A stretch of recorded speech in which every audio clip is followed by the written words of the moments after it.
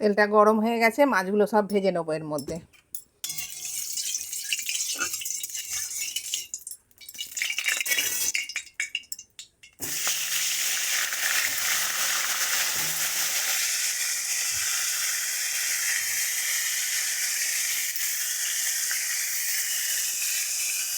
এদিকে মাছ ভাজাটা হচ্ছে, আর একদিকে একটা কড়া বসিয়ে নিয়েছি, ওতে একটু পাঁচ ফোড়ন দেবো।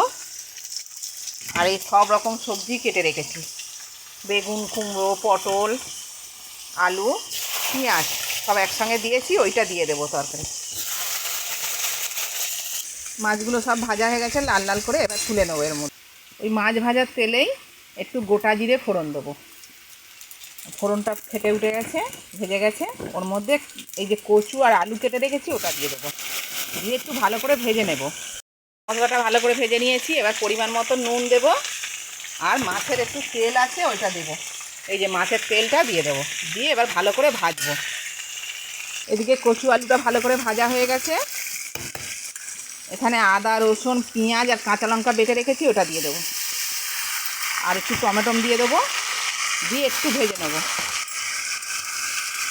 যাতে রসুনের কাঁচা গন্ধটা একটু চলে যায়। আদা রসুনটা ভালো করে ভাজা হয়ে গেছে, এবার গুঁড়ো মশলা দেবো, নুন, হলুদ, লঙ্কা আর জিরে গুঁড়ো দিয়ে এবার ভালো করে এই মশলাটা দিয়ে একটু জল দিয়ে কষিয়ে নেব।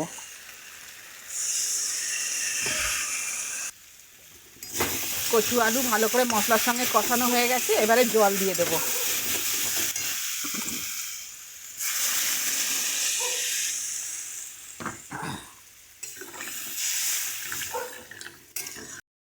এদিকে হয়ে গেছে আমাদের মাছের তেল দিয়ে সবজি দিয়ে ভাজা। এই দেখুন বন্ধুরা, হয়ে গেছে আমার কচুর ঝোল। এর সঙ্গে এবার মাছটা দিয়ে ফুটিয়ে নামিয়ে নেব। একটু ঝোল বেশি রেখেছি যাতে দুটো বেলা হয়ে যায়, কারণ এবেলা খাই ওবেলা চিন্তা তো করতেই হয় আমাদের মতন মধ্যবিত্ত ঘরে। এই দুটো পদ রান্না করেছি যাতে দুটো বেলা আমার ভালো করে হয়ে যায়। হয়ে গেছে আমাদের কচু আলু দিয়ে মাছ দিয়ে ঝোল, আর মাছের তেল দিয়ে সবজি, সব রকম সবজি দিয়ে ভাজা। কেমন হয়েছে আমাদের দুপুরের রান্না কমেন্ট করে জানাবেন। শুভ দুপুর বন্ধুরা।